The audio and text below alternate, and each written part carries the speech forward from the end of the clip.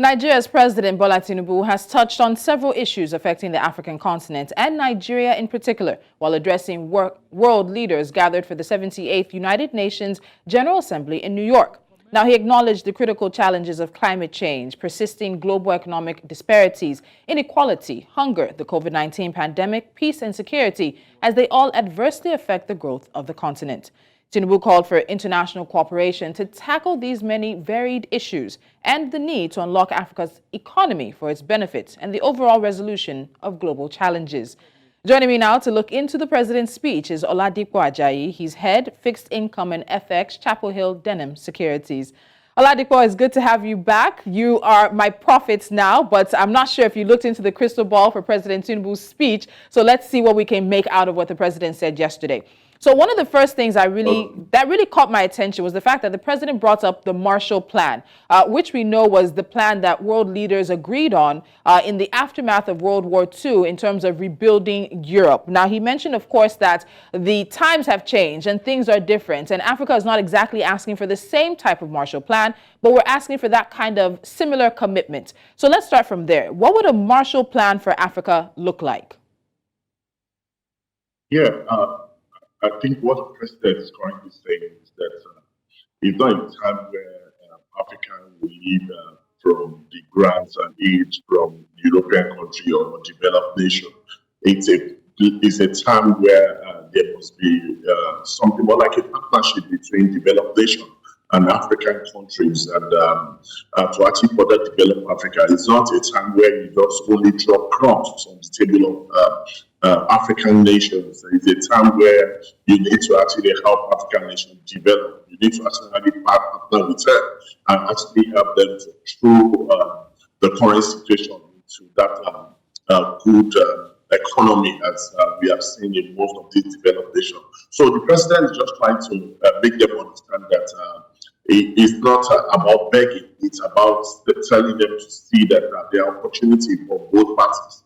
As much as Africa has the resources and developed nation has all in terms of they have the financial capacity. So what he's saying is that if both of us can come together, we can actually get a win-win situation whereby the African nations is actually better developed, and also the developed nations are also getting a piece of the cake.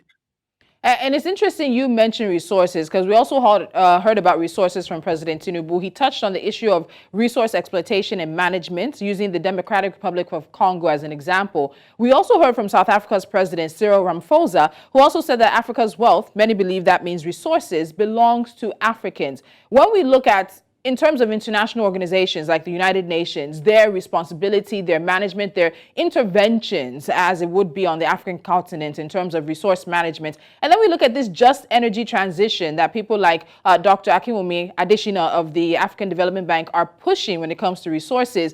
Do you think we heard enough strong conversation or strong statements from either Nigeria's president or even any African president that spoke yesterday on this particular issue of resources? Yeah, I think they do. I think if you look at the President Tinubu's speech, it was great for me. He touched across the issue bordering Africa, and in the aspect of resources, they actually commented on the fact that the members of United Nations also need to actually work with African country nations to actually help them to actually put an end to those who are using force to actually steal the resources in Africa.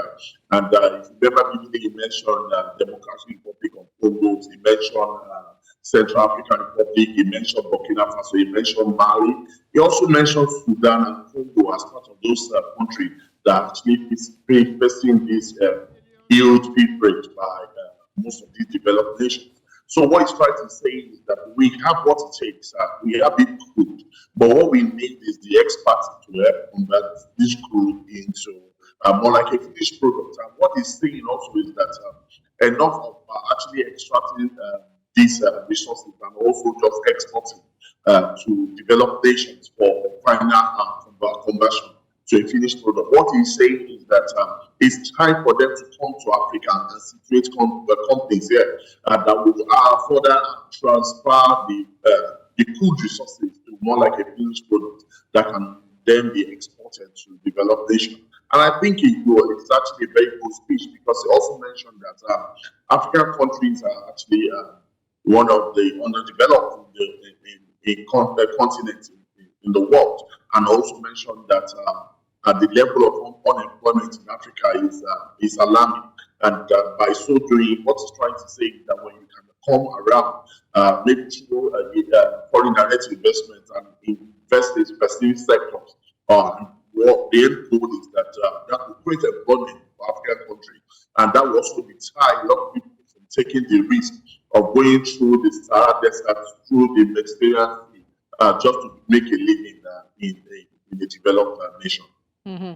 So we can't talk about the president's speech without, of course, talking about what I think is of interest to most Nigerians. And that's the president's mentioning removing the costly and corrupt fuel subsidy, saying he discarded, and I quote, a noxious exchange rate system in his first days in office, end quote. We're over 3 months into his presidency. In terms of the president's decisions when it came to the fuel subsidy and the exchange rate, Dipo, do you think they are bearing out the right kind of consequences? Have these decisions over the past several months now shown themselves to be the correct decisions and taken in the right way? You see, there's one key thing that comes to mind when I consider what Nigerians are currently going through, and that is drawn from the statement by the former central bank governor, who is also the former emir of CAM, that is SLS.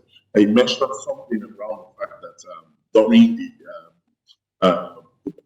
presidential election campaign, that anyone that tells you that is going to do things right without people feeling the pain, that such person is actually not telling you the truth. And to be realistic, and that's exactly where we are now.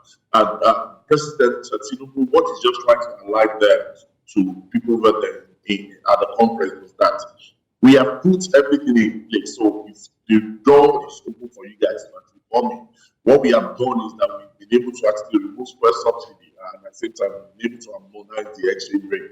And what the first people have done to Nigeria is this. Let's look at it from this. If you look at the data, I think Q1, the data from NBA shows that 99% of our revenue is exactly what we use to service debt in Q1. And that is actually absurd. And it's not something that you want to hear from the country that's actually trying to woo investors to actually come around. But with the removal of subsidy, I think we saw a better pedestal. By the time we are at the figure of Q3, we found out that it's in a far better position than where we are. So it simply means that the payment of subsidy is just for consumption, and we pay huge funds for just consumption, and there's no development. Our educational sector is further deteriorating by the day. Infrastructure is nothing to write home about. Power sector is nothing to write home about. And these are the key things that actually need urgent attention than us just consuming our future. And I think that decision was one of the best decisions I was expecting him to actually take, and he did take the decision. But making the flip side of it is a failure to actually quickly put the palliative in place. And my own form of palliative is not you saying that, oh, we are giving funds to governors to actually buy rice and all these things to actually use it. No, my palliative is that I expect the minimum wage to have been reviewed just immediately, so that those things can actually happen hand in hand. You don't want to get, see, a situation where there's a lag between the time where subsidy was removed and when you had finally increase the salary of workers. And I think that's one of the shortfall of the decision for me. But I still feel that it's actually a very good decision.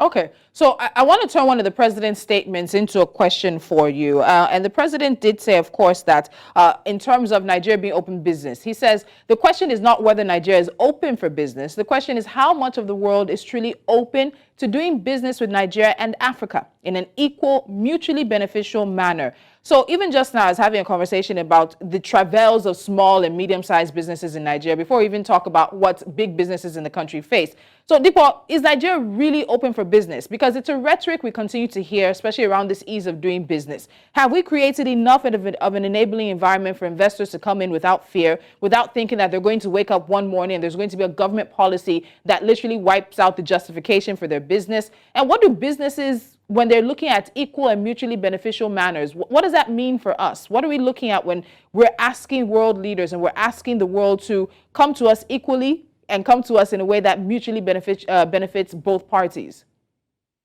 Yeah, I think that statement that the president actually made was what I actually summarized in my first statement, that Nigeria is open to business, and he said it's just about the global world, whether they are actually ready to actually do business with Nigeria in this way that it will actually be beneficial to both parties. What he's saying next is that Nigeria is open to business, but the kind of business, not a business where we want to actually export raw material. The kind of business we are open for is a business where we expect companies to set up here. The kind of business we expect is companies to come in and actually set up businesses that will employ people. That's the kind of business we are open for. We are open for business where you can actually tap our natural resources and convert to a finished product and export out of the country. That's the kind of business we are open to. It's not a business of just actually exporting raw material all the time. And I think that's what's trying to pass around. And again, if you look at the issue of, based on the question around, are we actually truly open for business? That Nigeria is open for business is a journey, and not we are not at the destination yet. And the destination is the destination whereby insecurity will totally be a thing of the past. The destination is the destination whereby the rule of law will prevail. And the destination is the situation whereby the power sector will be a great fund that will actually create great business and actually reduce the cost of running business in Nigeria.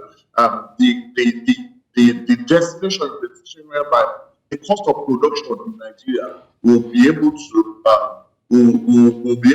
compete with costs across the globe. And I think where we are now, we are still on a journey. We have not gotten to the destination.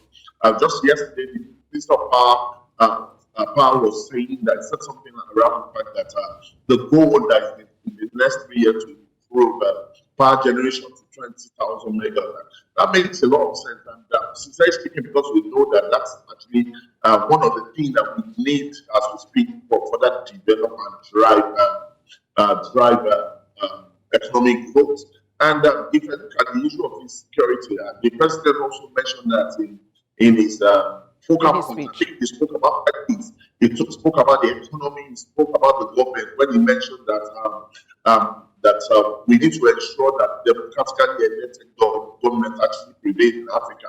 He spoke about the terrorism that is actually plaguing Africa. He also spoke about the security of mineral resources in Africa, and also spoke about climate change. And when you look at security around the terrorist practices, we also, I think what the president is trying to say here is that we need help.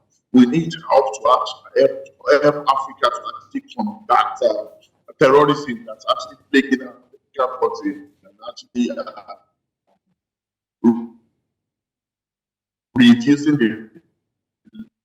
the level of development, and also America. Those are some of the things that we have expected in our nation. It's not things like that. All right, Dikpo, because of time, I want to put this together because you did mention, of course, that the president acknowledging that we need help, but there's a very powerful statement that he made as well, and I think a lot of people have latched onto that. And towards the end of the speech, the president said, Africa is not a problem to be avoided, nor is it to be pitied. Africa is nothing less than the key to the world's future. And I think that's a statement that's resonating with many. But the last question I have for you comes around the fact that the president's speech at the UNGA comes the day after Wale Adeyemo, who is the U.S. Deputy Secretary of Treasury, the highest ranking, I think, Nigerian American or person to come from the Biden administration to Nigeria. So he was in Lagos, and he noted that Nigeria lacks the macroeconomic framework to attract more dollar-denominated foreign investment into its economy. But he's not telling us something we don't already know. We've heard it from people like yourselves and other people around the country who have observed and analyzed the country's economy. And he also highlighted, again, the work that we know is before the Tinubu administration. So people will say speeches don't bring in foreign direct investment. So after this speech that the president has made, his first at the UNGA, what do you think the work, again, is that we need to be expecting from the Tinubu administration? Yeah, thank you very much. That final statement, I think, is one. I think it's a great one. The way he actually closed the statement, and what it was trying to tell the global world is that Africa don't need your pity. Africa is not a country where you need to just drop the crumb from the table on. Africa is the future. As I'm speaking, Africa is the future of the global world. When you look at a country like Nigeria, that the average age is just about 20 years. And in comparison with most of these developed nations, that their average rate age is not of 70. It truly tells you that Africa is the future of the world. And at the same time, when you talk about untapped resources in Africa, it tells you that Africa truly is the future of the world. And that's exactly what you're just trying to tell them, that you don't need to pity us. You just need to work with us, you just need to partner with us for us to bring that greatness out of Africa. And for me, the next thing that the president just needs to do is just what he did in India. And what he needs to do is now to start having road through with most of these investors. And I think I want to believe that they would have had some of those plans in place. All right. After this, you have a short section with most of these investors, and what you are doing is that you are telling them the new story of Nigeria. You are telling them the new story of Africa. You are telling them your plans and things you will do in the next 3 to 4 years, and that will bring out that fortune, that great fortune of Africa. And I think with those stories, we may likely be able to nail most of these guys. All right. And some would say maybe President Tinubu is on a roll, as you said, of course, coming from the India conversations, the G20 summit as well. Now the AU getting a seat with the G20, and some things that might be looking like progress in many people's eyes. But Prophet Oladipo, you know we're going to be coming back to you very soon. I would have asked you if there was any reaction from the markets when it came to what the president said, but time is not on our side. But that's also a conversation we can look at another time. Oladipo Ajayi, as always, it's a pleasure. Thank you so much for joining me. Yeah, it's a pleasure having me. All right. And so the conversations don't end here on Business Edge. They continue 24 hours a day, 7 days a week, right here on News Central, because we're putting African business, finance, and the economy front and center. Don't forget to follow us on social media. We are at News Central TV. We have a website, we have an app, and we're expecting you there as well. Until next time, I'm Tolulope, Adeleru-Balogun. Have a fantastic day.